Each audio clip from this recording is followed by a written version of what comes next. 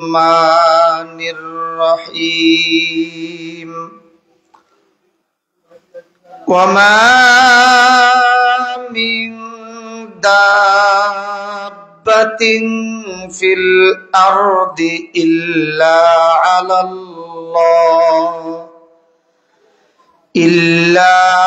الله رزقها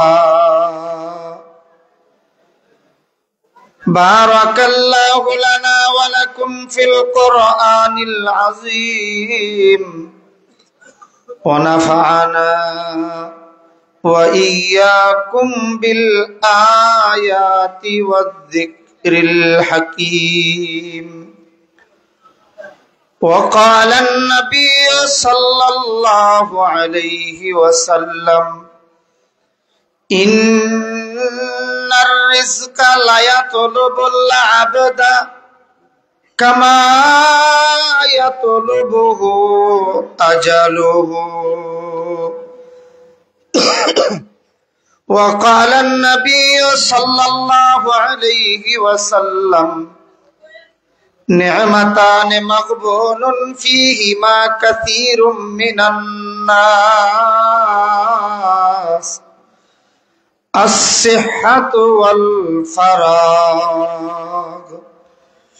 أو كما قال عليه الصلاة والسلام اللهم صل على محمد النبي الأمي وعلى آله وسلم تسليما أستغفر الله الذي لا إله إلا هو الحي القيوم وأتوب إليه لا حول ولا قوة إلا بالله العلي العظيم أستغفر الله إن الله غفور رحيم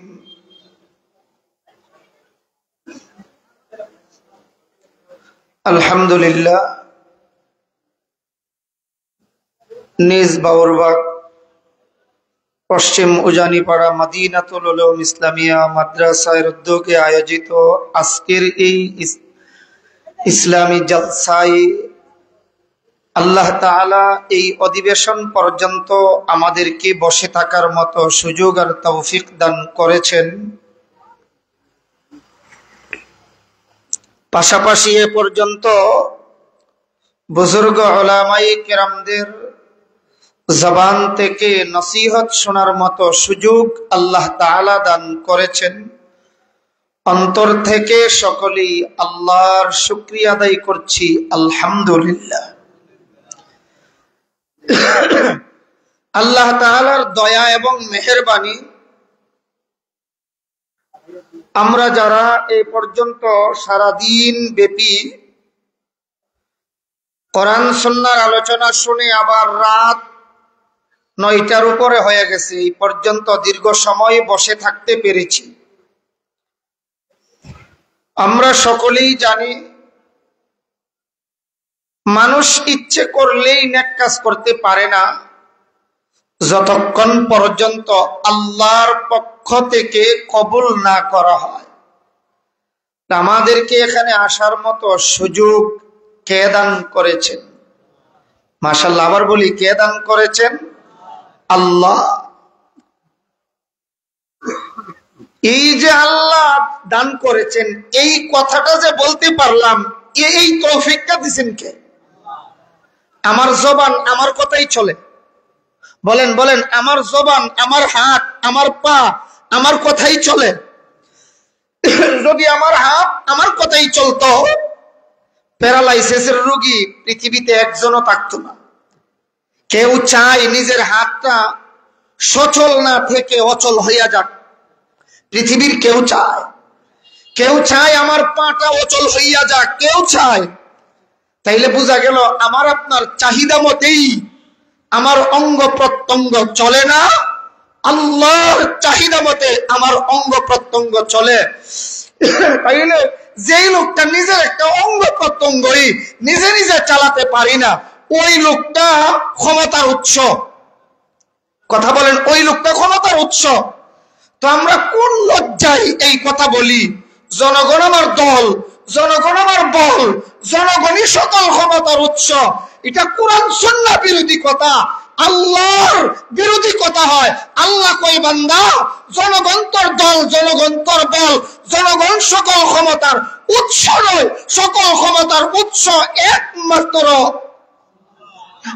আস্তে কইন, মামলা হইতে পারে তো, নির্বাচন আইতেছে না সামনে, মামলা হইতে পারে, খুব আস্তে কোন সকল ক্ষমতার উৎস একমাত্র।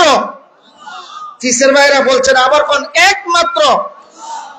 তাবারাকাল্লাযী বিয়াদিহিল মুলকু ওয়া হুয়া আলা কুল্লি শাইইন কাদির আল্লাযী খালাকাল মাউতা ওয়াল হায়াতা লিয়াবলুয়াকুম আইয়ুকুম আহসানু আমালা ওয়া হুয়াল আজিজুল গফুর।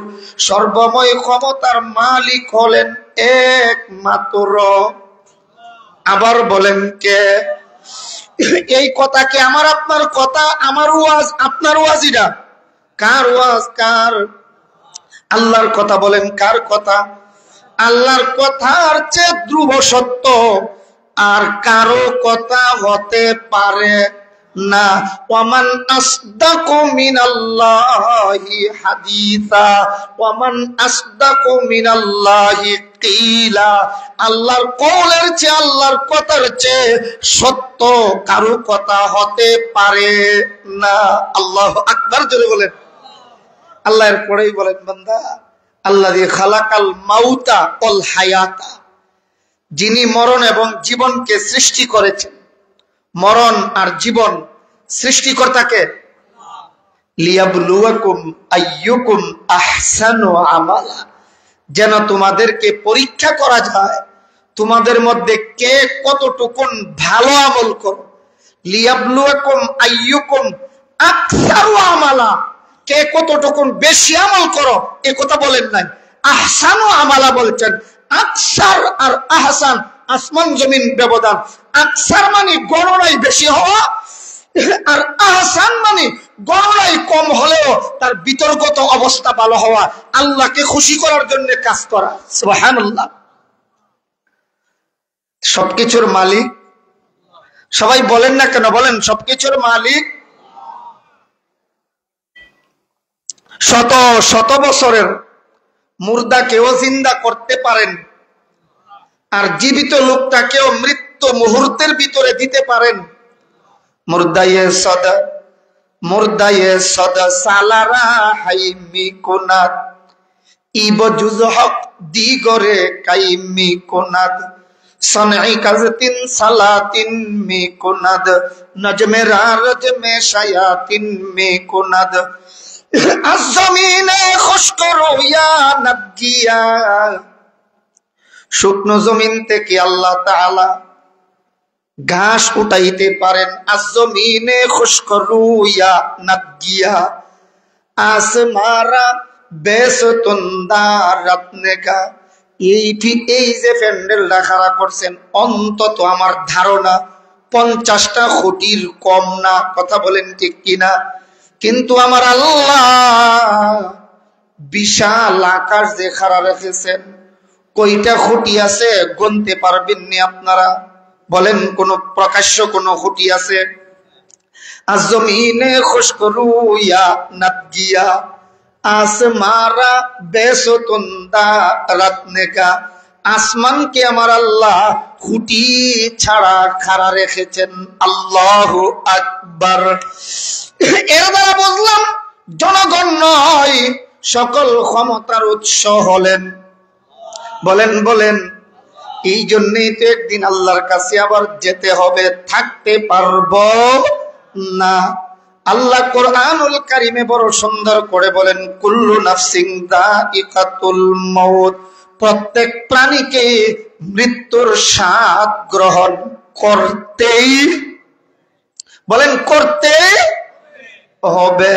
এইটা থেকে বাঁচার মতো কোনো ট্যাবলেট পৃথিবীতে নাই। মরণ ছাড়া সব রোগ থেকে বাঁচানোর মতো ঔষধ কোরআনেও আছে, হাদিসেও আছে।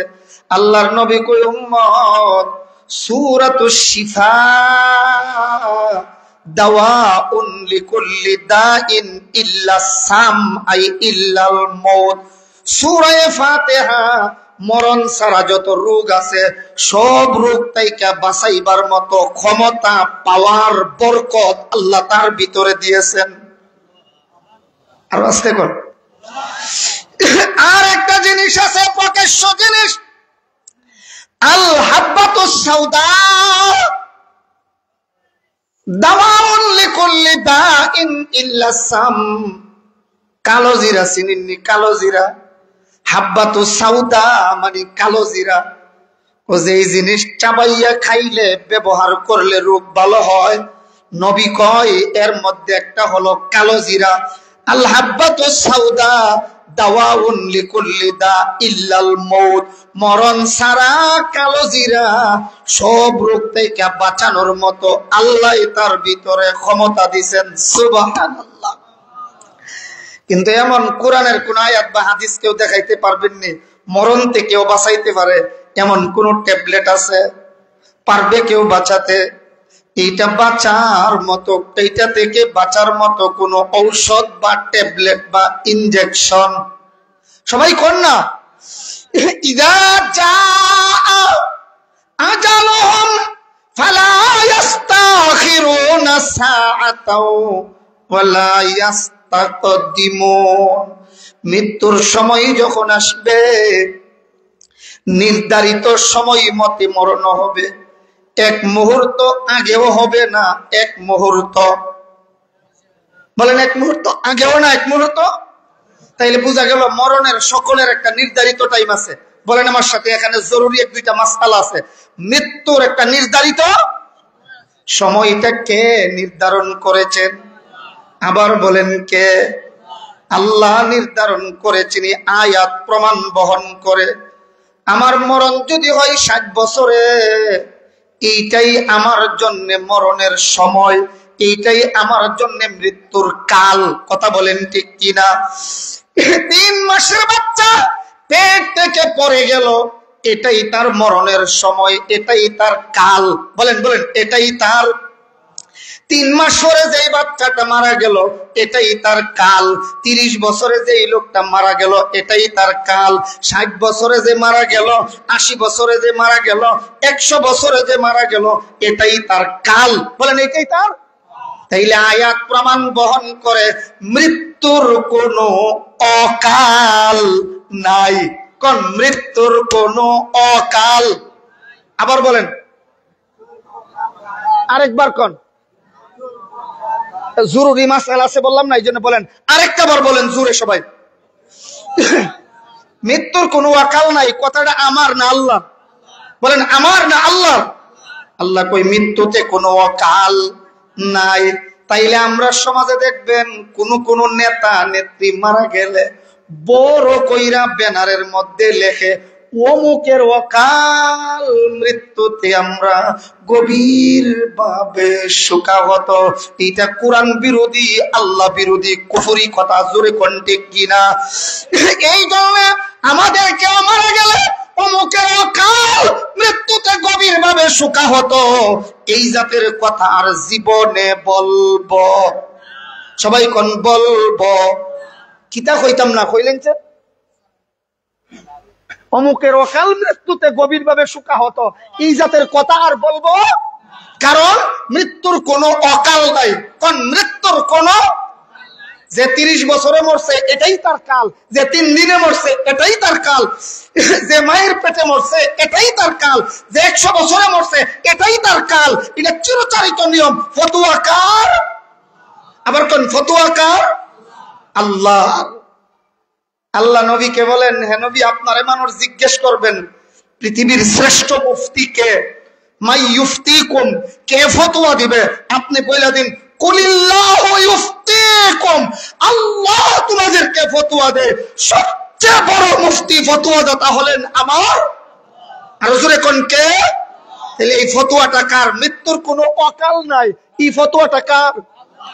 তাহলে আল্লাহর উপরে দিয়ে ব্যারিস্টারগিরি করার কোনো পথ আছে?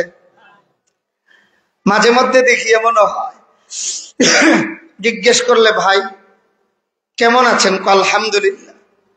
তো তোমার বন্ধু আব্দুর রহমানের শরীরটা কেমন? গতকাল তারে দেখতে গিয়েছিলাম। কি অবস্থা? ভাই যে অবস্থা দেখে আইছি, মৃত্যুর সাথে পাঞ্জা লড়ছে। মৃত্যুর সাথে কি তা লড়ছে?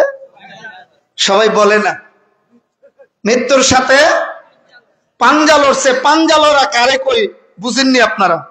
বুঝেন না? পাঞ্জা সহজে হাতের এই জায়গাটাকে বলা হয়। স্কুলে যখন প্রাইমারিতে পড়তাম, ক্লাস 5-এ যখন পড়ি, আমরা ক্লাসে ঢুকতাম একটু পরে, 1 2 3 4 এরার ছুটি হইলে। ছুটি হওয়ার আগের সময়টা কেমনে কাটাইব?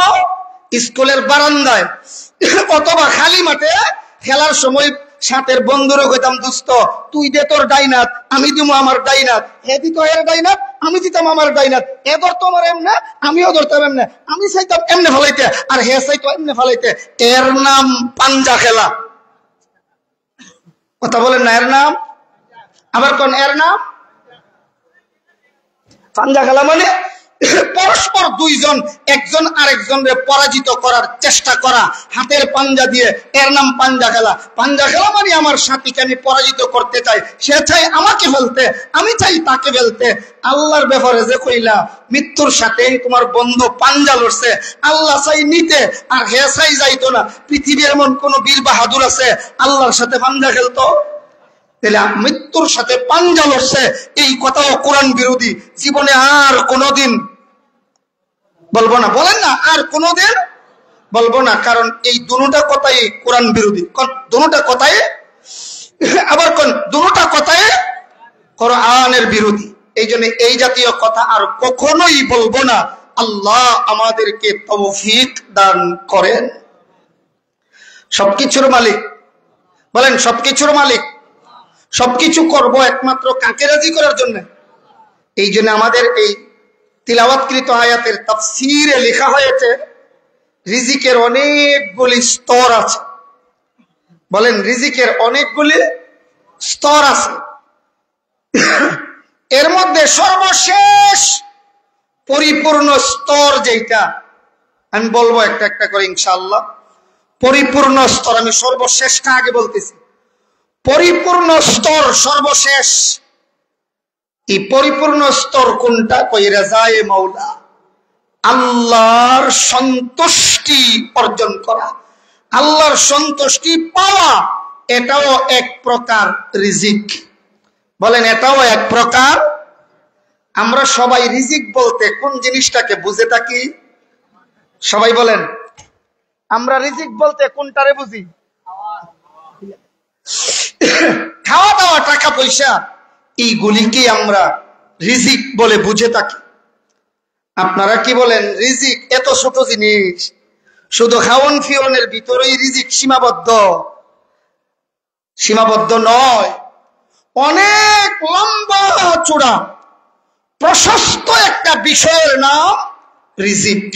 বলেন অনেক লম্বা চূড়া প্রশস্ত একটা বিষয়ের নাম রিজিক।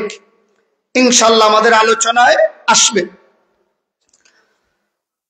আমরা যে আয়াত তিলাওয়াত করেছি সূরাতুল হুদ এর 6 নম্বর আয়াতের প্রথম অংশ, আল্লাহ তাআলা এই আয়াতে বলেন, ওমা মিন দাব্বাতিন ফিল আরদি ইল্লা আলাল্লাহি রিজকুহা। এই পৃথিবীতে যত বস্তু, যত জিনিস বিচরণ করে, ওমা মিন দাব্বা, দাব্বা শব্দের অর্থ হলো মা ইয়াদুব্বু ফিল আরদ, জমিনে যত কিছু বিচরণ করে, শুধু মানুষ। কথা বলেন না, শুধু মানুষ, আর কোন জাতি নাই? হ্যাঁ, 18,000। জমিনে যত কিছু বিচরণ করে, কেহ কেহ 2 পায়ের উপর চলে যেমন মানুষ, গরু ছাগল মহিষ এইগুলি আবার দুইয়ের উপর চলে না, চাইরের উপর চলে। কথা বলেন ঠিক কিনা? আবার কোন কোন প্রাণী আছে একও নাই, দুইও নাই, তিনও নাই, চাইরও নাই, খালি বুকের উপর বর দিয়া দিয়া পানিতে চলে, যেমন সাপ। কথা বলেন ঠিক কিনা? আল্লাহ তাআলা বলেন, বান্দা যত প্রকার বস্তু আছে এই পৃথিবীর মধ্যে, ইল্লা আলাল্লাহি রিজকুহা, সব জিনিসের রিজিকের জিম্মাদারি আমি আল্লাহর হাতে। আরো জোরে বলেন, রিজিকের জিম্মাদারি কার হাতে? আল্লাহর পয়গম্বর মূসা আলাইহিস সালাম, আপনারা হয়তোবা সকলেই জানেন, তিনি পয়গম্বর, বিয়ে করেছিলেন আরেকজন পয়গম্বরের কন্যা শুআইব আলাইহিস সালামের মেয়েকে। সুবহানাল্লাহ, ভাই বলেন না সুবহানাল্লাহ। কি আমি নতুন মানুষ আপনাদের, তা আমার ভাষা বুঝেন না? সিলেটি মাত খোয়া লাগবো, কইলে ফারতাম না, যেমন মনে করেন না। 27 বছর ধরে আপনারা সিলেটে ওয়াজ করি, তা আপনারা মাত কথা যদি শুনতে না পারি, এটা তো আমি মনে করি নিমুখ খারামি হইব। এই জন্য ফারি আলহামদুলিল্লাহ 95% পারি, 99% বুঝি, আর 95% কইতাম পারি। আপনার খান্দাত ইয়া যদি সিলেটি মাত মাথা লাগে, এটা তো ওই নানির বাড়ির গল্প, মায়ের খান্দাত বইয়া খবন ছাড়া আর শুনতা না। কইতাম না যে কইছি, এরপরও কিছু কইলেইছি নানি মাতে না দি কিতা টার পাইছেন নি? কইতাম যে ফার্মো কিছুটা পাইছেন টার। এই জন্য একটু জবাব দিয়ে আমার সাথে। আল্লাহর পয়গম্বর মূসা আলাইহিস সালাম, তিনি একজন জলিলুল কদর পয়গম্বর। তিনি বিয়ে করেছিলেন আরেকজন জলিলুল কদর পয়গম্বরের কন্যা। ওই পয়গম্বরের নাম আল্লাহর পয়গম্বর হযরত শুআইব আলাইহিস সালাম। সুবহানাল্লাহ বলবেন না? আল্লাহর পয়গম্বর শুআইব আলাইহিস সালামের মেয়েকে কিভাবে বিয়ে করেছিলেন সেদিকে যাওয়ার আমার উদ্দেশ্য না। উদ্দেশ্য হলো রিজিকের কথার একটা অংশ মাত্র বুঝানো। এরপর সামান্য একটু বলি, শুআইব আলাইহিস সালামের মেয়েরা ছেলে ছিল না, বাড়িতে পুরুষ ছিল না। উটকে পানি পান করানোর জন্য যাওয়ার ব্যবস্থাপনা শুআইব আলাইহিস সালামও পারতেন না। ওনার চোখের সমস্যা হয়ে গিয়েছিল, অন্ধ হয়ে যান তিনি। এক পর্যায়ে ওনার মেয়েরা উটকে পানি পান করাইতে যায়। পানি পান করাতে যে যায়, সবসময় সবাই উটকে পানি পান করিয়ে চলে গেলে, অন্যান্য উট পানি পান করলে ওই উটগুলির মুখ থেকে বেয়ে বেয়ে যেই পানি পড়ে, যেই পানিগুলি জমা হয়, হাজার হাজার শত শত উট পানি পান করে, তো ওই পানিটাই পান করে আসতো। অথবা সবাই চলে গেলে সবার পরে শুআইব আলাইহিস সালামের মেয়েরা উটকে পানি পান করাতেন। একদিনের ঘটনা, শুআইব আলাইহিস সালামের মেয়েরা অন্যান্য দিনের তুলনায় একদিন অনেক আগে বাড়িতে চলে গেছে। খেয়াল করতেছেন কথা? আল্লাহর পয়গম্বর শুআইব আলাইহিস সালাম জিজ্ঞেস করেন, মা আজকে তোমরা এত আগে চলে আসছো, ঘটনা কি? এমনি বলে, আব্বা আজকে উটকে পানি পান করাতে যখন গেলাম, গিয়া দেখি একজন শক্তিশালী যুবক ওইখানে দাঁড়ানো।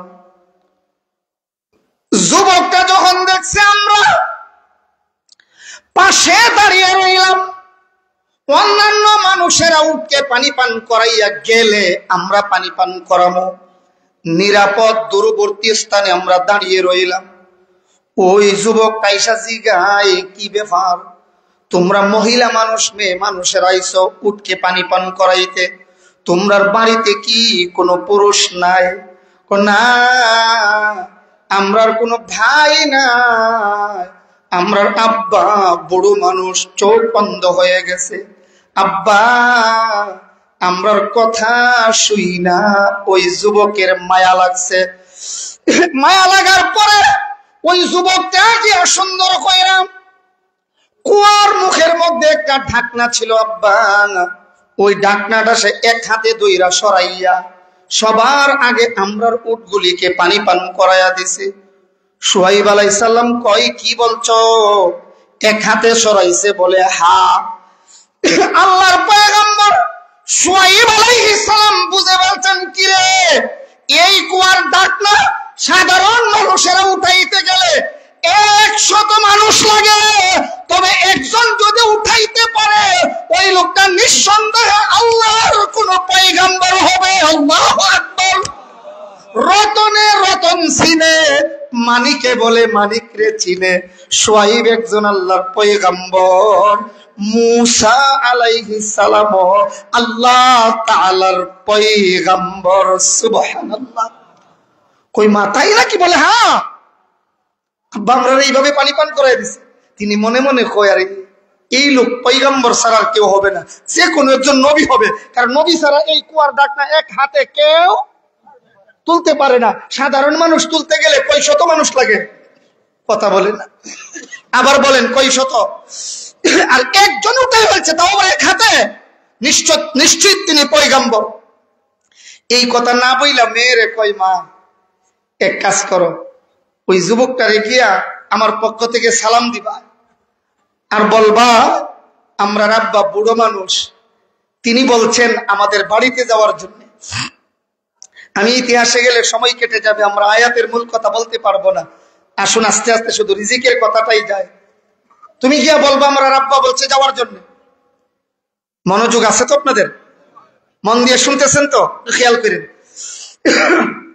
ওই দিক দিয়া মূসা আলাইহিস সালাম যে জনমানবহীন এলাকায় আসছেন, তার পেছনে 2-3 ঘন্টার লম্বা চূড়া এক ইতিহাস আছে। ওই যে জঙ্গলের মধ্যে এক লোক রে মূসা আলাইহিস সালাম জানুন তো কইলেন না কিতা মারছেন, তারপর মারছেন। এক পর্যায়ে ওই নিজ এলাকা ছাইরা এই এলাকায় আইসা প্রবেশ করেছিল আর আল্লাহর কাছে দোয়া করেছিল, রব্বি আন্নী মাসানিয়াদ দুররু ওয়া আনতা আরহামুর রাহিমিন। আল্লাহ তুমি তো রহমান আর রহিম, তুমি তো বড় সবল, আমি তো বড় দুর্বল। ও আল্লাহ ঠিকানা বিহীন গন্তব্য নাই, আমি যে রওনা দিলাম এখানে আইসা বৈশা বৈশা তিনি এইভাবে দোয়া করেন, রব্বি আন্নী মাসানিয়াদ দুররু ওয়া আনতা আরহামুর রাহিমিন। আল্লাহ তুমি দয়ালু, আমার একটা ঠিকানার ব্যবস্থা করে দাও। আল্লাহ দোয়া কবুল করেছেন। এই দিক দিয়া মূসা পয়গম্বরকে শুআয়ব আলাইহিস সালামের মেয়ে আসছে, আমের আয়েশা কয় আমরা আব্বা বলছে আপনি যাওয়ার জন্য। আল্লাহর পয়গম্বর মূসা মনে মনে কয় আল্লাহ আমি তো এইটা ওই চাইছিলাম।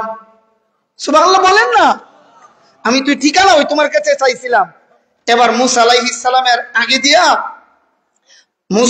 সালামের আগে দিয়া শুআয়ব পয়গম্বরের মেয়ে হেঁটে হেঁটে রাস্তা দেখায় এদিকে সেদিকে আসার জন্য। রাহবর সামনে থাকে না, আরে পথ প্রদর্শক রাহবর তাকে কোথায় পেছনে। কিন্তু মূসা আলাইহিস সালাম এক পর্যায়ে কয় মেয়েটারে কয় তুমি এক কাজ করো, তুমি আমার পেছনে যাও। মেয়ে কয় না আমি তো রাহবর, আমি তো সামনে থাকাই বাঞ্ছনীয়, আমি তো সামনেই থাকবো। কয় না না তুমি যে হাঁটো বাতাসে তোমার ফায়ের এই জায়গাটা বের হইয়া যায়, আমি তোমার এই জায়গাটা দেখতেও আমার কাছে ভালো লাগে না, এই জন্য তুমি পেছন থেকে ডান বাম বইলা দিও লোকটা খিয়ানতকারী না আমানতদার। মাতে না কোন খিয়ানতকারী না আমানতদার? আমানতদার। নবীগণকে আল্লাহ তাআলা এইভাবেই গুনাহ থেকে মাসুম রাখেন। আল্লাহর যত পয়গম্বররা আছেন ছিলেন সকলেই মাসুম, একজন নবীও কোনো গুনাহ করে নাই। যদি কেউ নবীগণকে মাসুম মানে না, সাহাবায়ে কেরামকে সত্যের মাপকাঠি মানে না, ইসলামের দল হতে পারে না। জোরে কোন ঠিক কিনা? সাহাবায়ে কেরাম মাসুম, নবীগণ মাসুম। আমার সাথে কোন নবীগণ সাহাবায়ে কেরাম মাগফুর। আগে আরবি শব্দটা কোন ব্যাখ্যা পরে সময় হলে বলবো। নবীগণ মাসুম, সাহাবায়ে কেরাম মাগফুর। কোন সাহাবায়ে কেরাম মাগফুর, নবীগণ মাসুম মানে নিষ্পাপ। কোন মাসুম মানে গুনাহ জীবনেও করে নাই নবীগণ। আর মাগফুর মানে গুনাহ করেছেন, আল্লাহ তাআলা গুনাহ মাফের সার্টিফিকেট দিলাইছেন। সুবহানাল্লাহ। বাড়ি দিয়া বাবির জিগাইয়া কইেন, কারণ বাবি যদি আবার আমি হিসাব আমার না জিগাই তুমি সুবহানাল্লাহ কইলা, বড় মামলা যদি দিয়া দেয় জিগাই কইলা, তাইলে একসাথে জোরে কোন সুবহানাল্লাহ। তাইলে আমরা একটা আকীদাগত কথা এখানে পাইলাম, নবীগণ মাসুম নিষ্পাপ, সাহাবায়ে কেরাম মগফুর নিষ্পাপ নয়, তারা গুনাহ করেছেন কিন্তু আল্লাহ মাফ কইরা দিয়া সার্টিফিকেট দিলাইছে। বুঝার জন্য ধরে নিন তারা দুই ভাই, এক ভাইয়ের ছেলে নাজিম শাহ হুজুর, বুঝবার জন্য ধরে নিন বাপের সাথে অপরাধ করছে একটা, তো হইতেই পারে। রাতের বেলা আইসা আব্বার খান্দাত উবাইয়া অথবা বৈশা ফায়ে দইরা মাফ চাইছে আর কইছে, আব্বা আর জীবনে এলাকান কাম করতাম না, আমারে মাফ করে দিলেন। বাপে খুশির ছুটে কান্দা দিছেন, কান্দে নাই মন, মাথায় হাত বলাইয়া কইফুত আর এমন কাজ করিও না, যাও তোমারে মাফ করে দিলাম।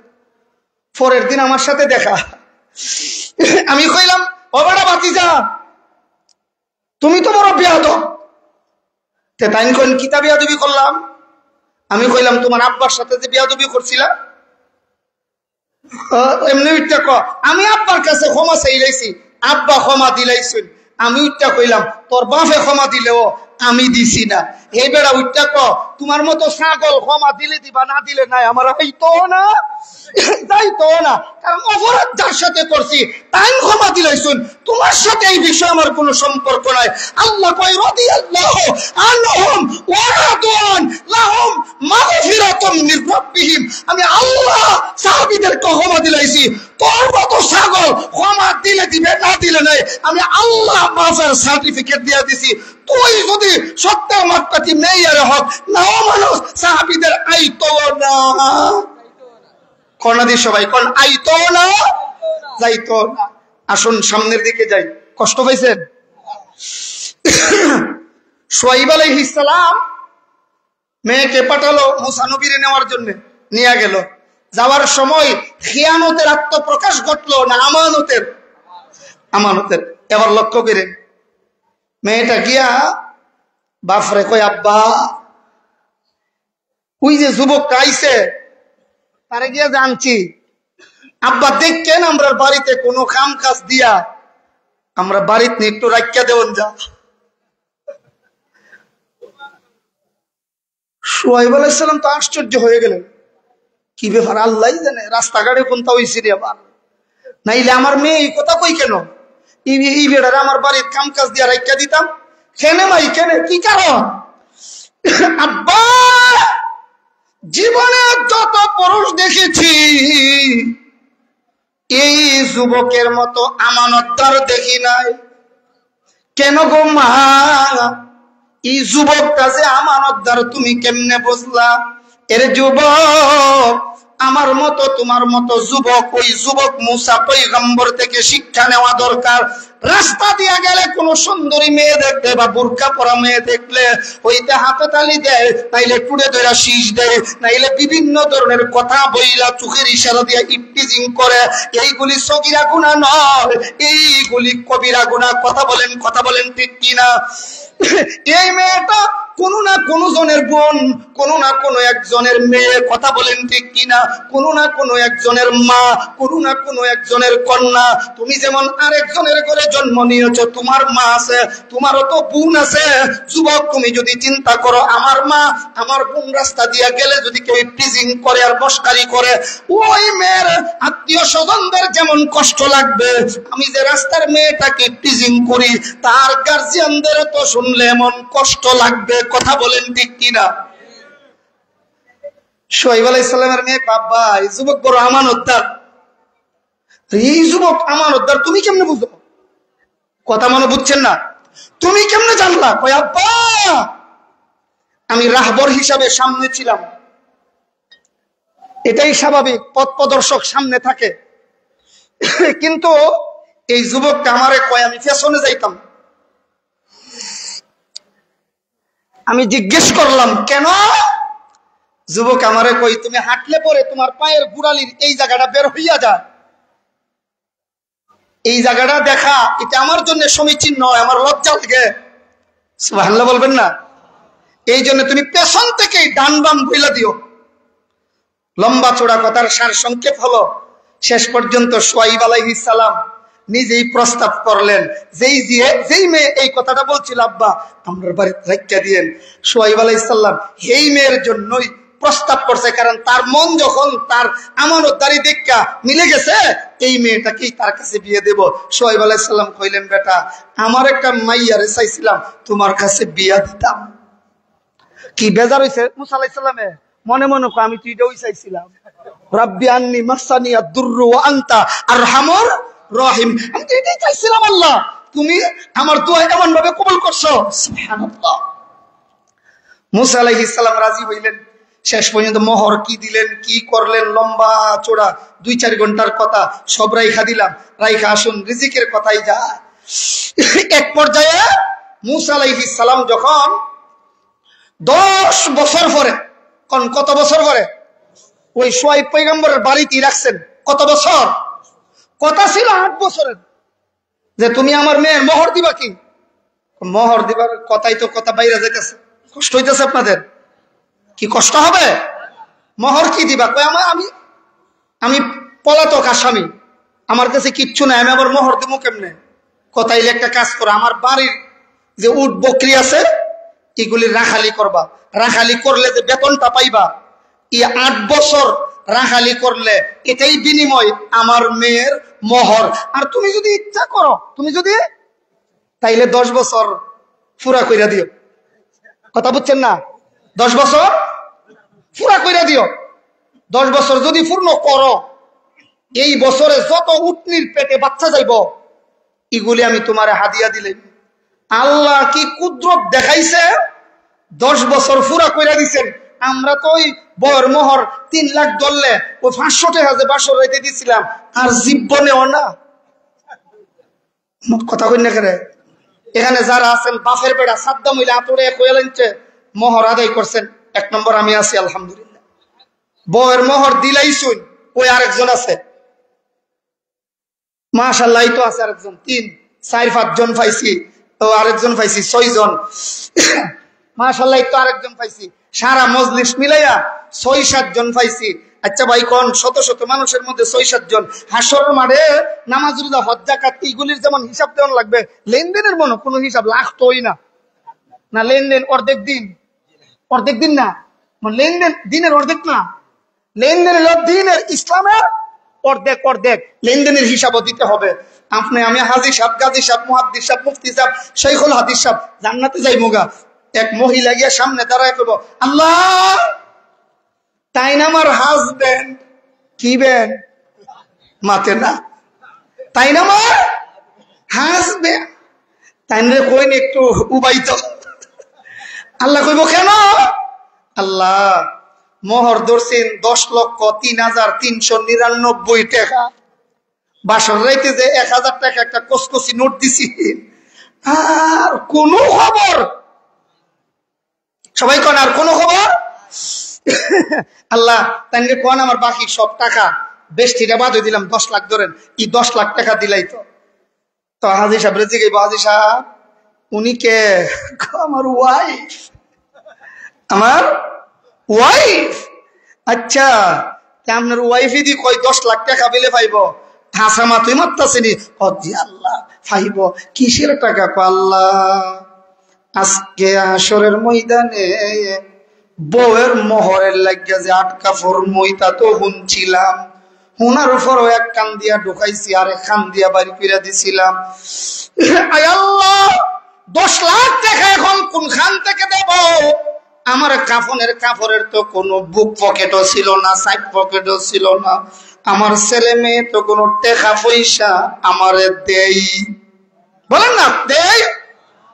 বউ কইব আল্লাহ আমার স্বামীরে কোন আদায় করবার একটা ব্যবস্থা আমার কাছে আছে, তাই আদায় করতো কোন? বলে কেমনে? এমনি বউ ডাক দিয়া কইব, স্বামী হে আমার আপনি হজ করছিলেন কয়বার? বলে 3 বার। 3 বার হজ করতে আপনার সেই কালে খরচ হয়েছিল 3 লাখ টাকা। তাইলে হাজী সাহেব 3 বার হজের সওয়াব আমারে দিলেন। আচ্ছা তোমারে দিলাম, দেওয়ার পরে বউ কইব আল্লাহ 3 লাখ ক্ষমা করলাম, আরো 7 লাখ। বুঝছে না মনে আমার কথা? 10-এর মধ্যে গেল কত আর রইল কত? এমনি কইব এখন কি করব? হাজী সাহেব যাকাত যে দিয়েছিলেন যাকাতের সওয়াব আমারে দিলাই। আচ্ছা তোমারে দিলাম হাজী সাহেব, আরো 1 লাখ মাফ করলাম, 6 লাখ দেন। এরপরে কইব হাজী সাহেব নামাজ যে পড়ছিলেন নামাজের সওয়াব দেন। এইভাবে সব দিতে দিতে দিতে দিতে দিতে দিতে হাজী সাহেবের সব সওয়াব শেষ। বউ কইব আরো তো 2 লাখ পাওনা আছি, এইটা করতে কে দিবা? নাই সওয়াব তো আর নাই, টাকাও নাই, পয়সাও নাই, কেমনে দিব? কথাইলে আমি বউ যে গুনাহ করছিলাম আমার গুনার বুঝার জিম্মাদারি এখন তুমি নও। বউ ইটা দিতে দিতে বউর কাছে আর গুনাহ থাকবে না। জামাই বেড়ার এত সওয়াব ছিল সব সওয়াব দিয়া ভিখারি হইয়া যাবে, আর হাতে কিছুই থাকবে না। আল্লাহর নবী তো এই মর্মেই বলেছিলেন, ও সাহাবায়ে কেরাম বলো মানিল মুফলিস, গরিবকে, গরিব ফকিরকে। হুজুর যার টাকা নাই পয়সা নাই, না না, যার সবকিছু ছিল হাসরের মাঠে গিয়া ও সওয়াবের অভাব নাই, কিন্তু ফাওনাদারের ফাওনা দিতে দিতে দিতে দিতে দিতে দিতে আর কিচ্ছু থাকবে না, সে হবে সবচেয়ে বড় ফকির হাসরের ময়দানে, সে হইব সবচেয়ে বড় গরিব। এই জন্য বউর মোহর যারা দিছি না ভাইসা হাসরের মাঠে বুঝবেন কত দানে কত যে চাই। এই জন্য বিবির মোহর আদায় করাও ফরজ। কোন বিবির মোহর আদায় করা মাতে না, কোন বিবির মোহর আদায় করা।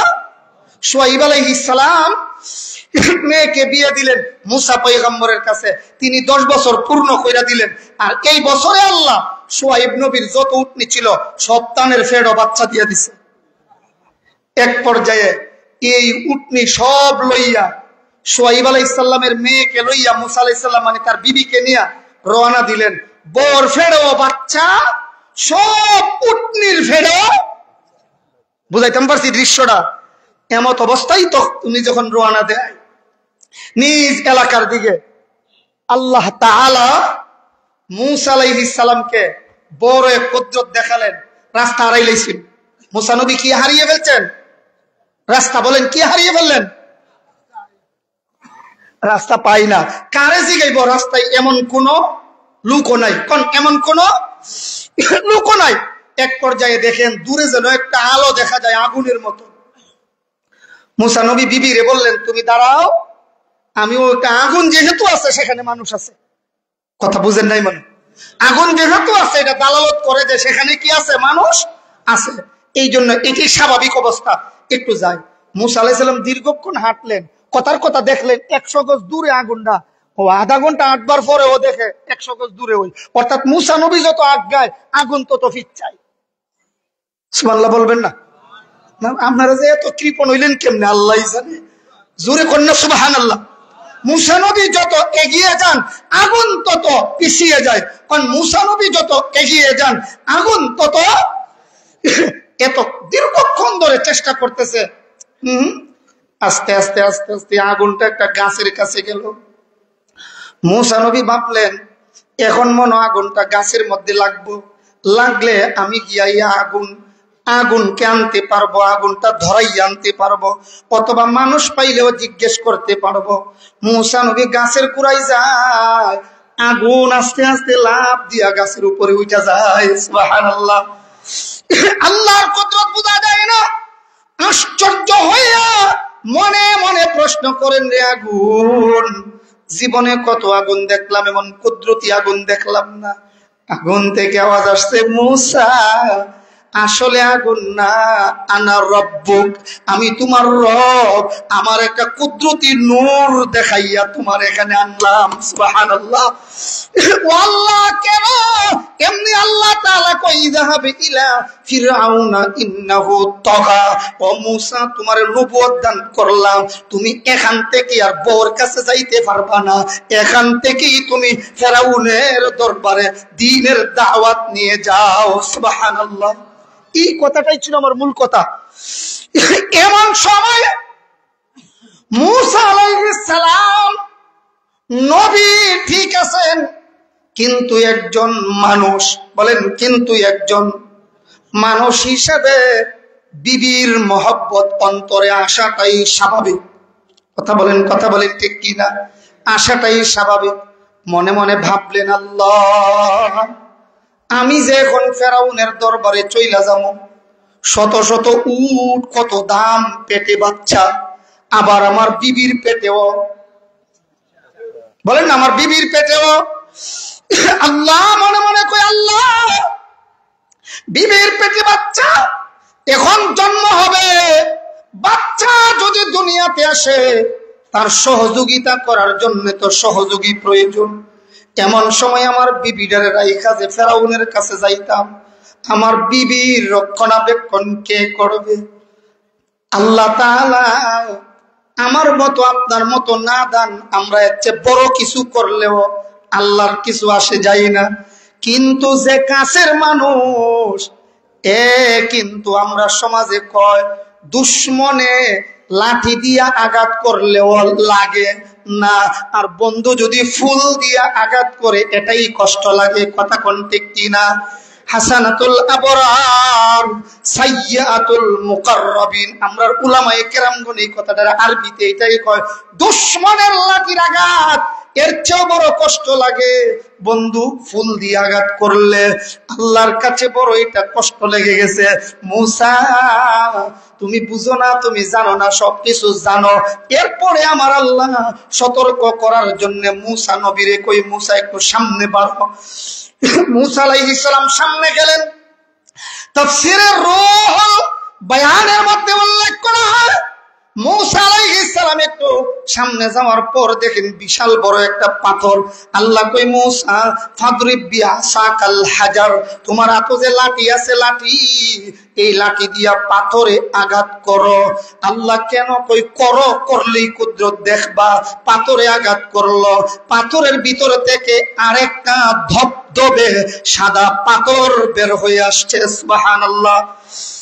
আল্লাহ কয়, মূসা এক পাথর থেকে আরেকটা পাথর বের হলো, ওই দ্বিতীয় পাথরে আঘাত করো। আবার দ্বিতীয় পাথরে আঘাত করছে, আর একটা 3 নম্বর পাথর বের হয়ে আসছে। আল্লাহ কই, মূসা এখনো আসল কুদরত আসে নাই, বাকি আছে। 3 নম্বর পাথরে আঘাত করো। 3 নম্বর পাথরে আঘাত করলো, দ্বিখণ্ডিত হয়ে গেল পাথর।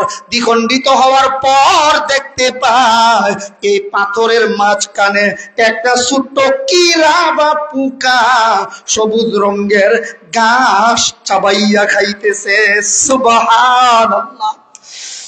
আল্লাহ সতর্ক করে দিলেন, মূসা একটা পাথর নয়, 2টা পাথর নয়, 3 নম্বর পাথরের ভিতরে একটা ছোট্ট কিরারে যদি আমি আল্লাহ, নরমাল ঘাস না, একেবারে সবুজ শ্যামল ঘাসটা, এত সুন্দর তরুতাজা ঘাস যদি পাথরের ভিতরে পৌঁছাইতে পারি, তোমার বিবি তো পাথরের ভিতরে না, তোমার বিবি তো খোলা ময়দানে আছে, আমি আল্লাহ কি পারি না? মূসা আলাইহিস সালাম বলেন, আল্লাহ যেই সতর্ক করেছ, সিজদায় পড়ে কয়, আল্লাহ আমার বুঝে আসছে, আগেও জানতাম তুমি সব পারো, এখন তো আমার আইনুল ইয়াকিন হয়ে গেছে, চোখ দিয়া দেখাইয়া তোমার কুদরত আমারে দেখাইয়া দিছো। কিরাটার দিকে আবার তাকাইছে, ওই পোকা বা কিরা দেখা যায় তার বাসা দিয়া বলতেছে, সুবহানা মাইয়ারানি ওয়া ইয়াসমাউ কালামি ওয়া ইয়ারিফু মাকানি ওয়া ইয়াযকুরুনি ওয়া লা ইয়ানসানি। আল্লাহু আকবার। ও মূসা শোনো শোনো, সুবহানা মাইয়ারানি, আমি পবিত্রতা বর্ণনা করছি আমার ওই প্রতিপালকের, যে প্রতিপালক এই পাথরের ভিতরেও আমাকে দেখেন। সবাই তো বলছেন না সুবহানাল্লাহ। ওয়া ইয়াসমাউ কালামি, আমার কি প্রয়োজন, কখন কি বলি না বলি, এই পাথরটার ভিতরেও যে আমি আল্লাহর জিকির করি।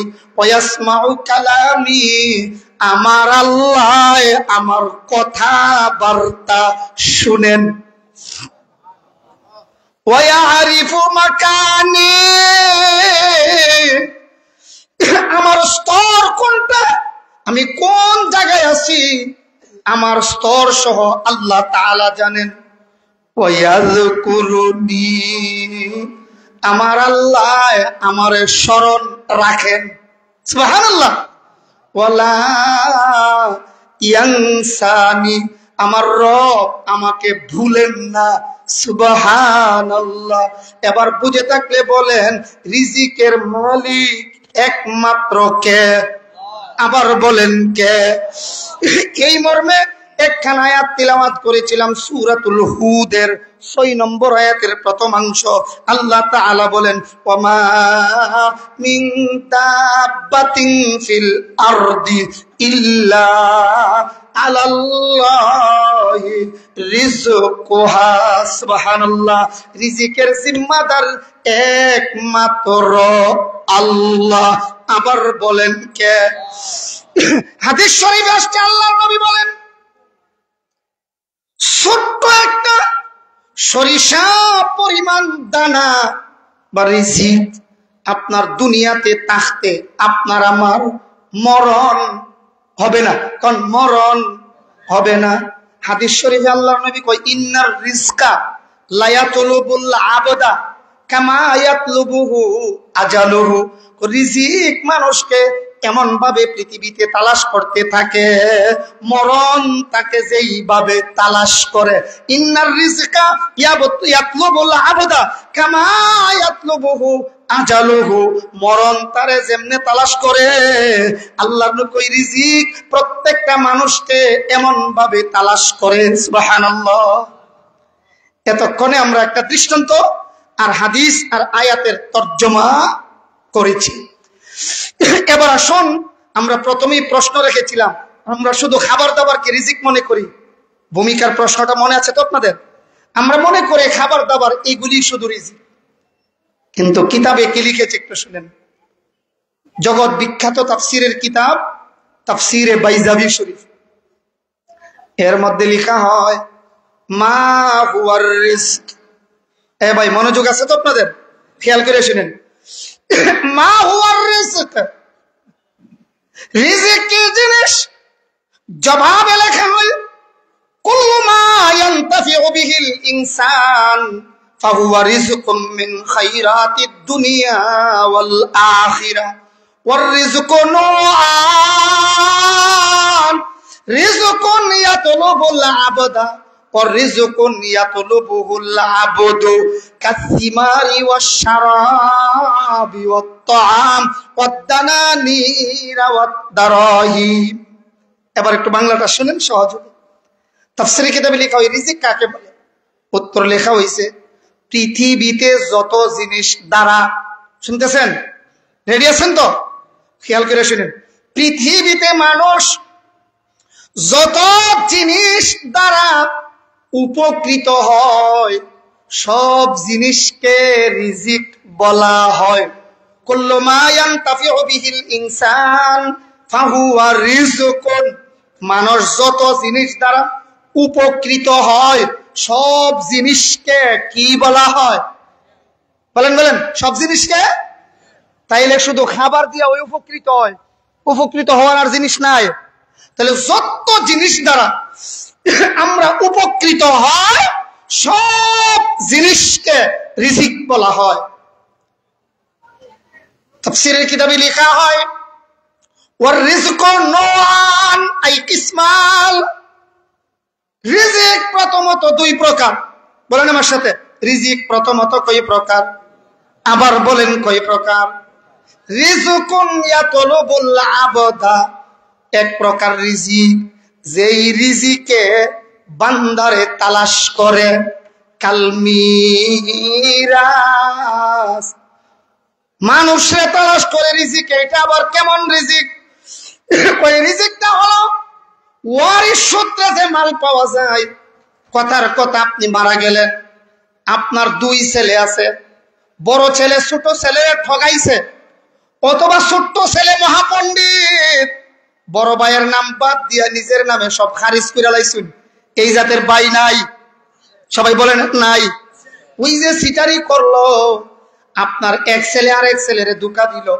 এই ছেলে কিচ্ছু বুঝে না, কিন্তু আল্লাহর কুদরত এই ছেলেরা অর্থাৎ আপনার নাতি নাতকর লেখাপড়া কইরা দলিল পত্র বুঝছে, বুঝবার পরে তালাশ করে দেখে কি রে আমরা চাচাদি বাটফারি করছে, আমার আব্বারে বুকা পাইয়া জমিন দিছে না, ওই ছেলে গিয়া যদি মামলা করে অথবা এই ছেলে পারছে না, এই ছেলের ঘরের ছেলে 14 সিঁড়ি পরেও গিয়া যদি মামলা দেয়, এই মিরাসের মাল ওয়ারিসের মাল আপনার এই ছেলের আওলাদেরা সরকারি এবং ইসলামী দুনু আইনে পেয়ে যাবে। কথা বলেন ঠিক কিনা?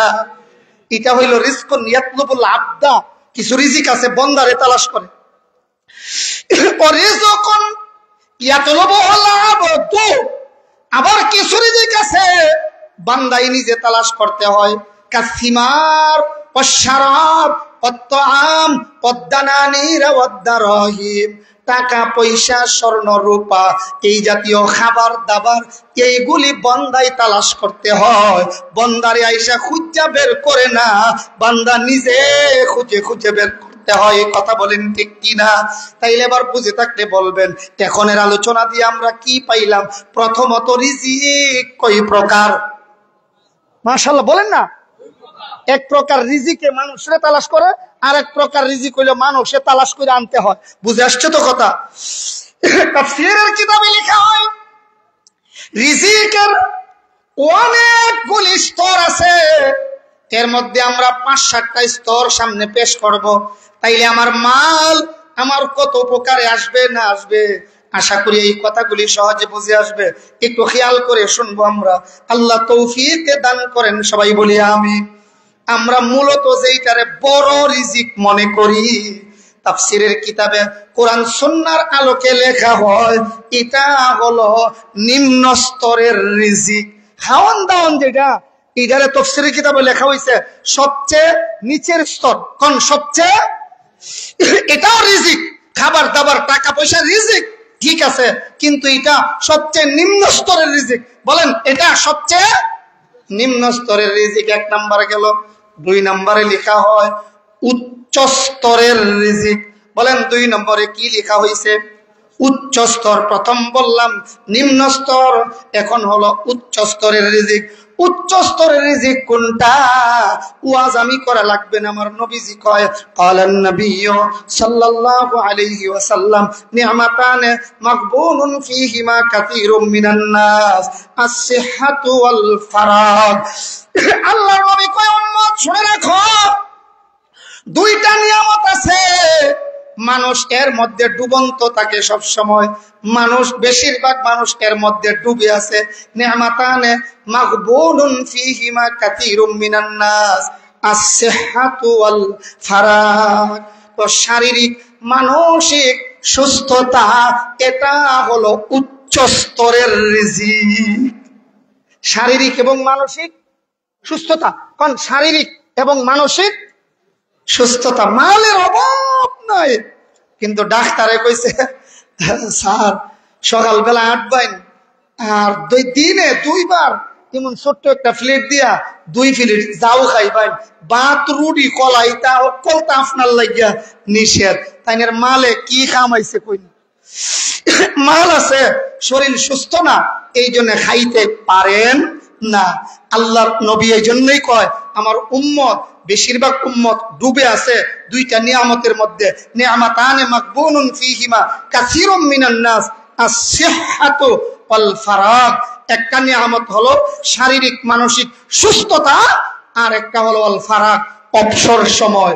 অবসর সময় এটা বড় নিয়ামত, আমরা এটারে এমনি হেলাই অলসতাই কাটাইয়া দেয়। তাইলে আমরা প্রথম কথা শুনলাম নিম্ন স্তরের রিজিক খাবার দাবার টাকা পয়সা এইটা, আর উচ্চ স্তরের রিজিক সুস্থতা। বলেন বলেন উচ্চ স্তরের রিজিক মাশাআল্লাহ, বলেন উচ্চ স্তরের রিজিক সুস্থতা। আর একটা হলো সর্বোত্তম রিজিক, এর চেয়ে উত্তম আর হতে পারে না। আল্লাহর নবী কয় সর্বোত্তম রিজিক কোনটা? কোন নেককার বিবি আর নেককার আওলাদ। সুবহানাল্লাহ। নেককার বিবি নেককার আওলাদ এটা সর্বোত্তম সর্বোত্তম স্তর, রিজিকের সর্বোত্তম স্তর। দলিল কি? আল্লাহর নবী হাদিস শরীফে বলেন, আদ-দুনিয়া কুল্লুহা মাতাউন ওয়া খায়রু মাতা'id দুনিয়া আল মারআতুস সালিহা। আল্লাহর নবী কয়, উম্মত, সারা পৃথিবী থেকে মানুষ ফায়দা অর্জন করতে পারে, লাভ করতে পারে, তবে শুনে রাখো, সবচেয়ে বড় লাভের জায়গা হলো নেককার বিবি। যার ঘরে নেককার বউ আছে, যার বউ বালা তার সব বালা, যার বউ বালা না একটাও কাজ তার ভাল লাগে না। কথা কঞ্জুরে ঠিক কিনা? ওয়াজটা আমার না নবীজির? নবীজি কয়, আদ-দুনিয়া কুল্লুহা মাতাউন ওয়া খায়রু মাতা'id দুনিয়া আল মারআতুস সালিহা। নেককার বিবি সবচেয়ে বড় লাভের জিনিস। কোন সবচেয়ে বড় লাভের জিনিস কি? নেককার বিবি। কোন কি বিবি? আর নেককার আওলাদ। নেককার আওলাদ সম্পর্কে আল্লাহর নবী কয়, ইদা মাতাল ইনসান ইনকাতা আনহু আমালুহু। মানুষ যখন মারা যায়, তার নেক আমল বদ আমল সব দরজা বন্ধ হইয়া যায়। ইল্লা মিন সালাসা, মাত্র কয়টা দরজা খোলা থাকে?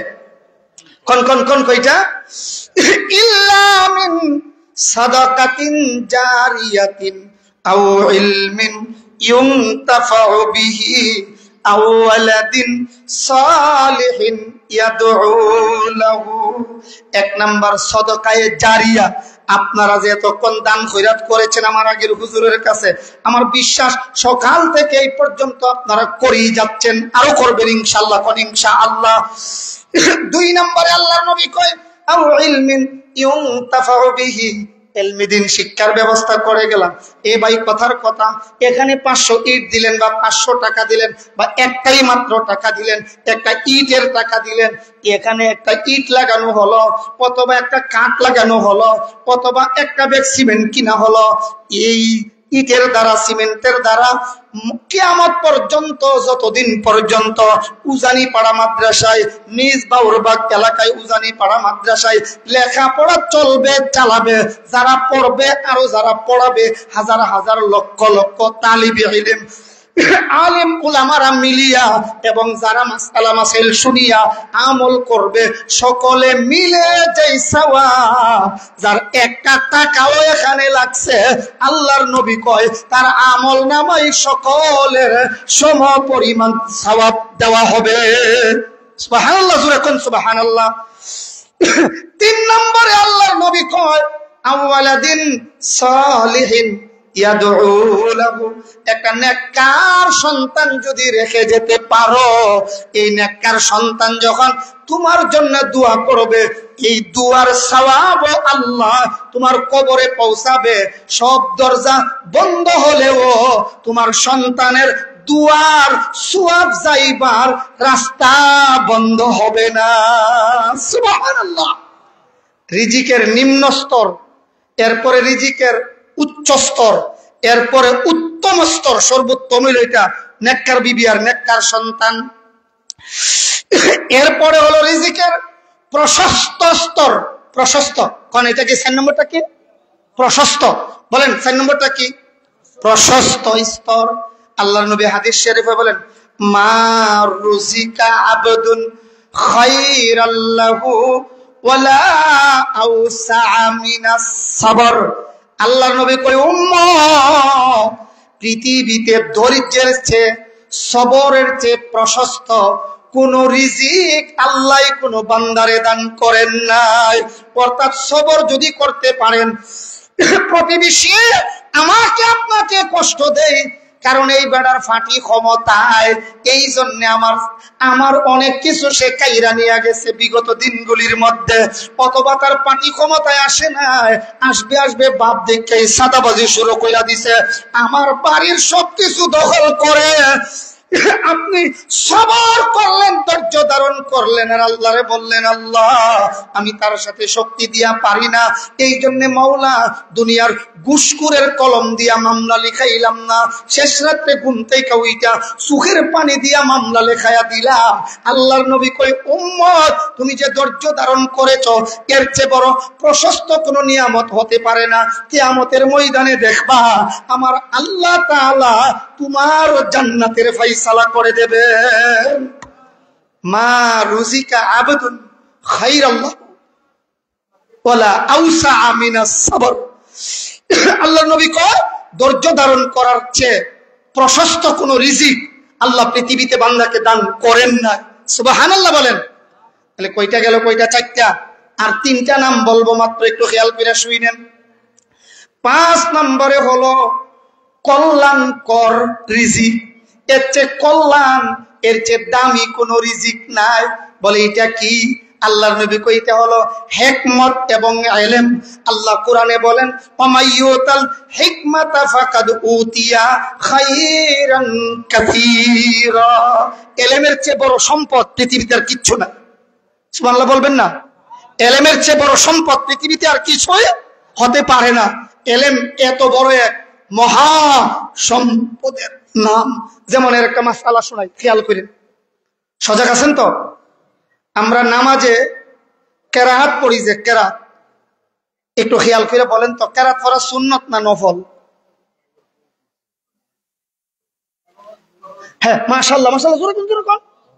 আবার কোন কেরাত পড়া কি ফরজ? কোন কেরাত পড়া কি? যেমন আমি শুনাই, এক সহজে শুনেন। জাগা পাক, জামা পাক, শরীর পাক, সতর ঢাকা, খাড়া হওয়া, কিবলামুখী হওয়া, ওয়াক্ত চিনা, নিয়ত করা, তাকবীরে তাহরিমা, কিরাআত, রুকু, সেজদা, আখিরি বৈঠক, এই 13 অথবা 14টা জিনিস নামাজের জন্য ফরজ। আরে ভাই বলেন না সবাই, নামাজের জন্য।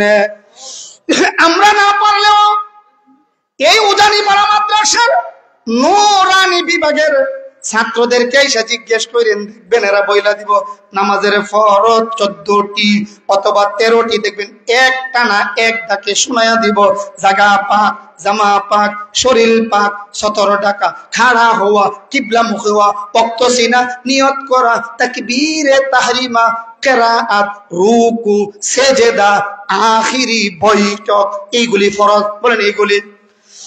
কোন ওয়াজিব যদি ছুটে যায়, সেজদায় সুহু দিলে নামাজ পরিপূর্ণ হয়ে যায়, আদায় হয়ে যায়। কিন্তু কোন ফরজ যদি ছুটে যায়, 10,000 সেজদা দিলেও নামাজ আদায় হবে। সবাই যদি না কইলেন না, কোন না হবে? তাইলে একটু খেয়াল করে শুনেন। কেরাত ফরজ। কোন কেরাত? আবার কোন কেরাত ফরজ? এই ফরজ কেরাত আমরা সাধারণত 3 ভাবে পড়া থাকি। বলেন কই ভাবে? এখন আমার দিকে তাকায়েন, কেমনে পড়ি? এটা শুধু শুনলে বুঝবেন না, দেখা লাগবে। আল্লাহু আকবার, আলহামদুলিল্লাহি রাব্বিল আলামিন। ফজর, মাগরিব, ঈশা, এর মধ্যে জোরে পড়া হয়। এই প্রথম যে দেখাইলাম, এই পড়াটারে বলা হয় জোরে পড়া। বলেন এই পড়াটারে কি বলা হয়? এবার 2 নম্বরটা দেখেন, আল্লাহু আকবার, আলহামদুলিল্লাহি রাব্বিল আলামিন, আর রহমানির রহিম, মালিকি ইয়াউমিদ্দিন। এটারে বলা হয় আস্তে পড়া। কোন এটারে বলা হয়? আবার কোন এটারে বলা হয় আস্তে পড়া? কারে কয়? ফতোয়া আলমগীরিতে ব্যাখ্যা লেখা হয়েছে, নিজের পড়া নিজের কানে শুনলে তারে কয় আস্তে পড়া। নিজের পড়া নিজের কানে শুনলে তারে কয় আস্তে পড়ার অর্থ কিন্তু মনে মনে পড়া নয়। এই জন্য 3 নম্বর পদ্ধতিটা একটু দেখেন। 2টা দেখছেন তো? আল্লাহু আকবার,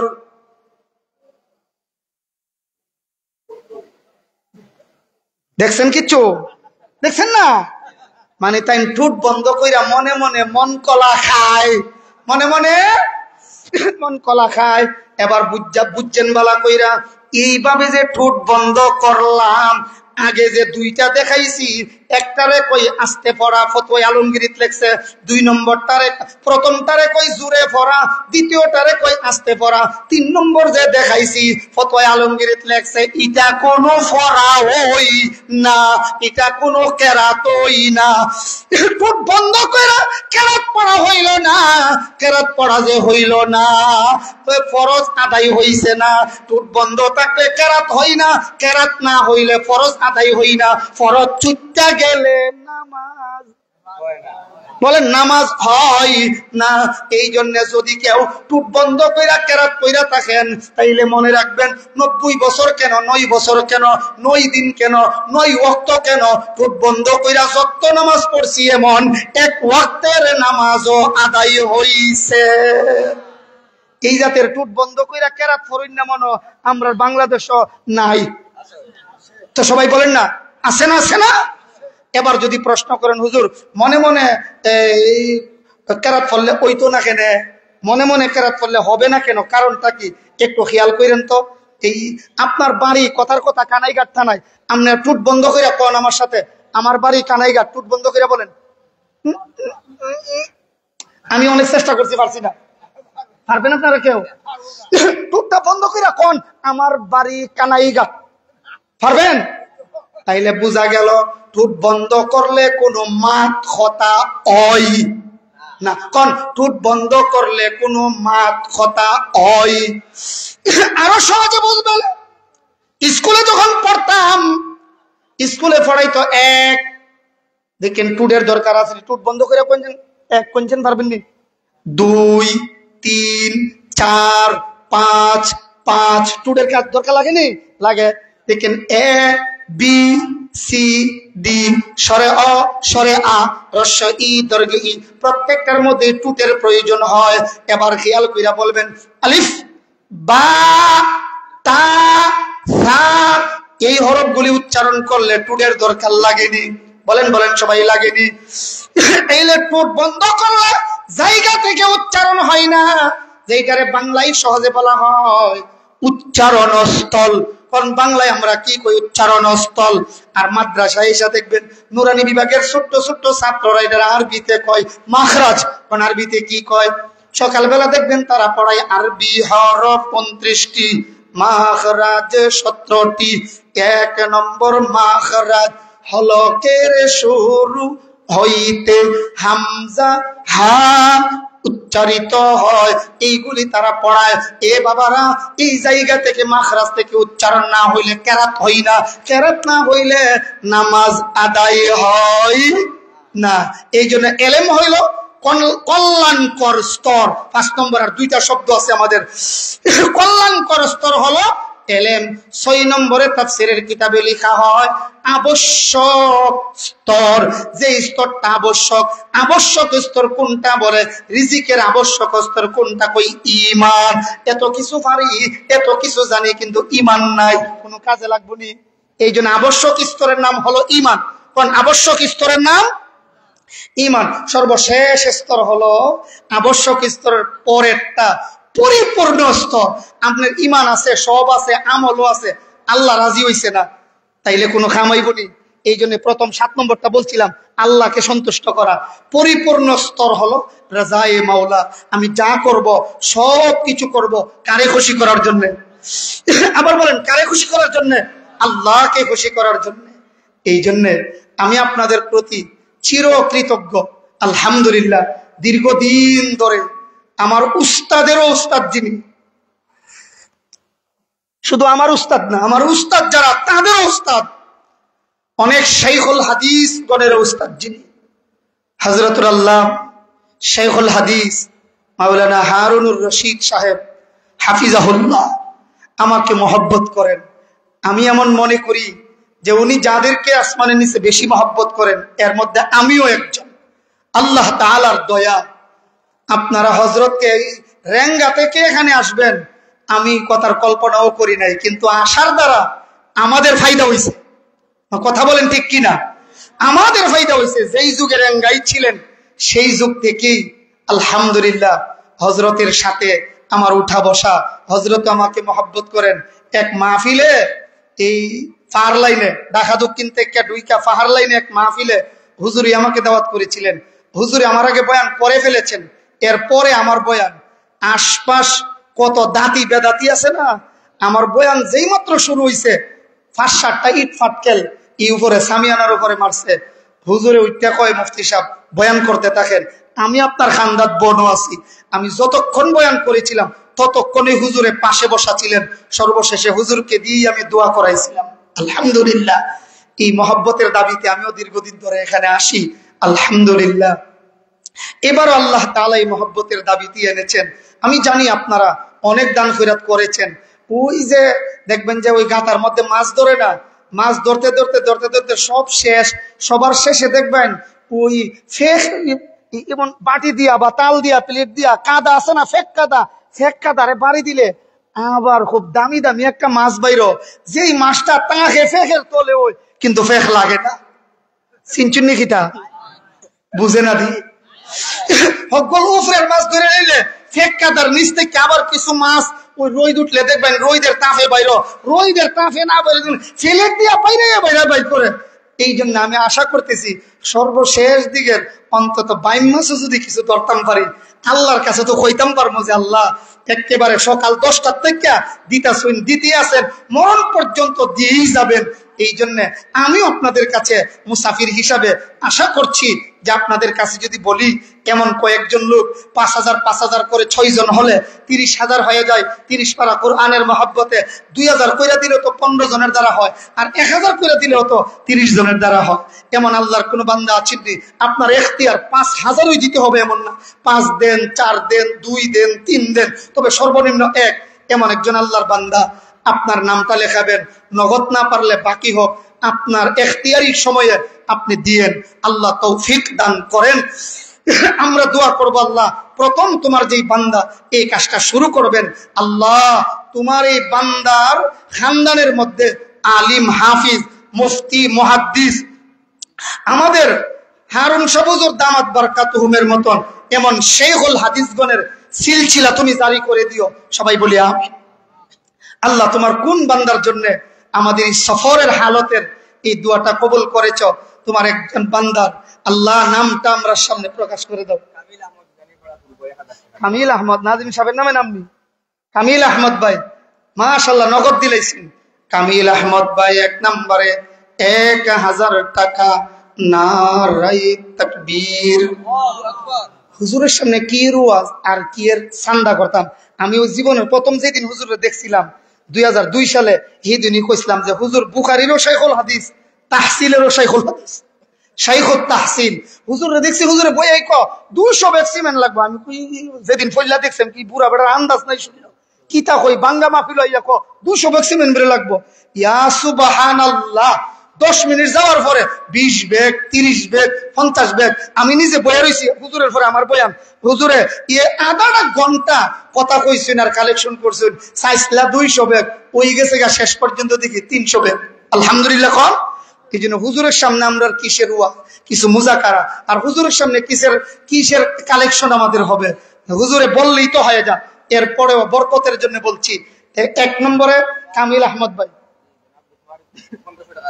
মাশাআল্লাহ জনাব লুকমান উদ্দিন ভাই 1500 টাকার ওয়াদা, আল্লাহ কবুল করেন। সবাই বলি আমিন। মাশাআল্লাহ। 2.5 জন হয়েছে, 2.5 জন। একজনে 1,500 আর একজনে 1000, আর একজন 500 দিয়ে 3 মিল করেন, 500 টাকা একজন। হাফিজ ফজলুর রহমান ভাই গড়ইগ্রাম 500 টাকা। 3 নম্বর পূর্ণ হয়েছে, আল্লাহ কবুল করেন। সবাই বলি আমিন। তিরমিজি শরীফের হাদিসে আসছে ওযুর ফরজ 4 খানা যদি আল্লাহর কোন বান্দা ইমানদার মানুষ আদায় করে, ওযুর অঙ্গগুলি দৌত করার সাথে সাথে তার এই অঙ্গ দিয়া যত গুনাহ করেছে ঝরে পড়ে যায়। আল্লাহ 4 নম্বরে তোমার একজন বান্দা ব্যবস্থা করে দাও যার গুনাহ খাতা ওযুর পানির সাথে গড়িয়ে যাবে। সবাই বলি আমিন।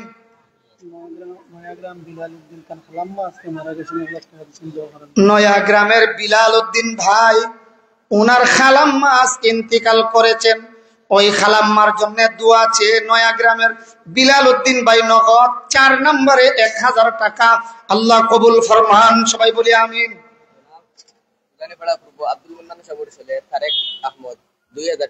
উজানি পাড়া পূর্ব আব্দুল মান্নান সাহেবের ছেলে তারিক আহমদ 2000 টাকা, 5 নম্বর এবং 6 নম্বর। নারায়ে তাকবীর। তারেক ভাইয়ের ফুফাতো বোন, দুইয়ের ভিতরে না আলাদা? মাশাআল্লাহ। তাহলে 7 নম্বরের 1000 তারেক ভাইয়ের ফুফাতো বোন, 7 নম্বরে 1000 টাকা, আল্লাহ কবুল করেন। আল্লাহর একজন বান্দা জান্নাতের দরজার সংখ্যাটা পুরা করে দিলেন, 8 এর সাথে মিল করে দিলেন। আল্লাহ যেন জান্নাতের 8 দরজা খুইলা দিন। সবাই বলি আমিন। মাশাআল্লাহ। কি নাম ভাইয়ের?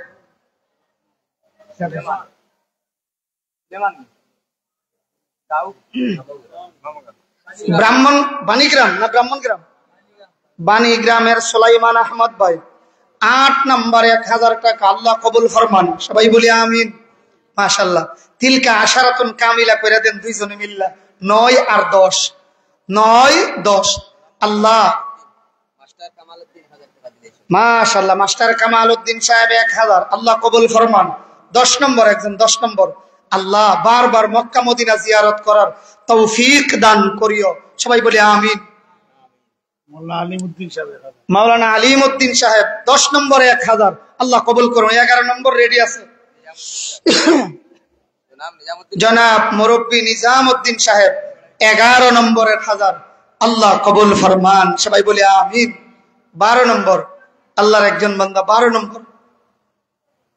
اللهم صل على محمد النبي الأمي وعلى آله وسلم تسليما أستغفر الله الذي لا إله إلا هو الحي القيوم وأتوب إليه لا حول ولا قوة إلا بالله العلي العظيم أستغفر الله إن الله غفور رحيم।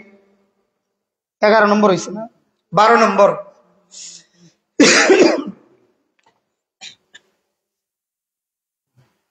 জনাব আসাদদার আলী সাহেব 10000 টাকা। মাশাআল্লাহ। জনাব আসাদদার আলী সাহেব 10000 টাকা। নারে তাকবীর। আল্লাহ জনাব আসাদদার আলী সাহেবের দান সহ আমাদের মধ্যে আরো যারা দান খয়রাত করেছেন, করতেছেন, করবেন, সকলের দানগুলি কবুল এবং মঞ্জুর ফরমাও আমিন। 10 আর 11 21 মাশাআল্লাহ হয়ে যাবে ইনশাআল্লাহ। কোন ইনশাআল্লাহ? দরুদ শরীফ পড়েন আর আল্লাহর কাছে মনে মনে ফিকির করেন, আল্লাহ ব্যবস্থা করে দেবেন। 21 হয়ে গেলে 30 হইতে আর কত লাগে বলেন না? 30 হইতে আর কত লাগে? 9। আল্লাহ 9 এর মধ্যে তুমি জয় দান করো। সবাই বলি আমিন। আল্লাহুম্মা সাল্লি আলা মুহাম্মদ। মাশাআল্লাহ। 9 এর মধ্যে 1 নাম্বার। 9 এর 1 নম্বরে কি নাম? নাহিদ ভাই। নাহিদ ভাই 22 নম্বরের 1000 আল্লাহ কবুল করেন আমিন। কিতা হুজুর 23 নম্বরের খবর আসছেনি? আমার আম্মা অসুস্থ, হঠাৎ শরীর খারাপ হয়েছে। মাশাআল্লাহ। নাজিম সাহেব হুজুরের আম্মা হঠাৎ করে অসুস্থ হয়ে গেছেন, ফোন আসছে। আম্মার সুস্থতার জন্য 23 নম্বরের 1000 টাকা আল্লাহ কবুল ফরমান। সবাই বলি আমিন। আর মাত্র 7 জন 24 নম্বর হয়ে যাবে ইনশাআল্লাহ। আমরা দরুদ শরীফ খালি শুরু করছিলাম, দরুদ শরীফটা পড়ি একটু। আল্লাহুম্মা সাল্লি আলা মুহাম্মদ ওয়া আলা আলি মুহাম্মদ কামা সাল্লাইতা আলা ইব্রাহিম ওয়া আলা আলি ইব্রাহিম ইন্নাকা হামিদুম মাজিদ। আল্লাহুম্মা বারিক আলা মুহাম্মদ ওয়া আলা আলি মুহাম্মদ কামা বারাকতা আলা ইব্রাহিম ওয়া আলা আলি ইব্রাহিম ইন্নাকা হামিদুম মাজিদ। আমরা 23 হয়েছিল, 24 নম্বর।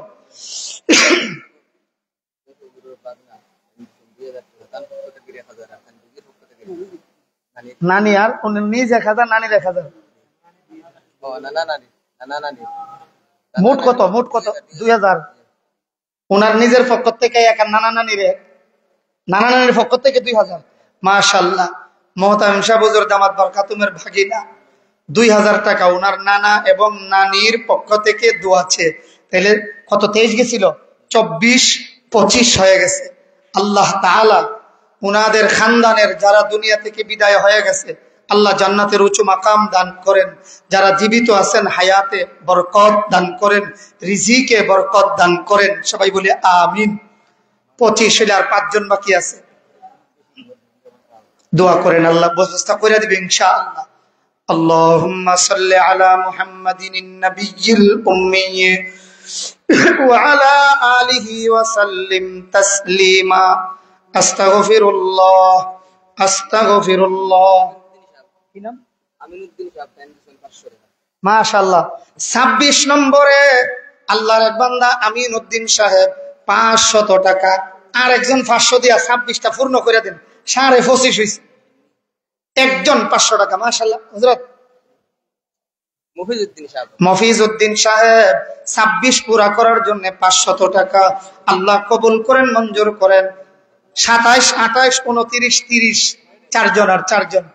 আল্লাহুম্মা সাল্লি আলা মুহাম্মাদিন নাবিয়্যিল উম্মি ওয়া আলা আলিহি ওয়া সাল্লিম তাসলিমা। আস্তাগফিরুল্লাহ, ইন্নাল্লাহা গফুরুর রহিম। আল্লাহ মাত্র আর 4 জন ব্যক্তি, আল্লাহ ব্যবস্থা করে দেন। সবাই বলে আমিন।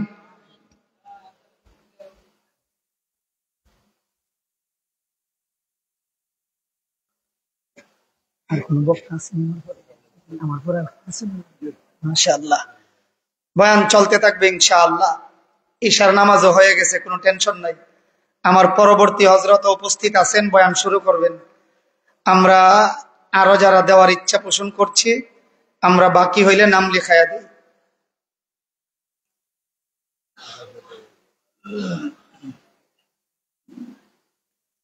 আমার বাগনা বিজনেস ওয়ান টাইম 0 বয়ান করলাম।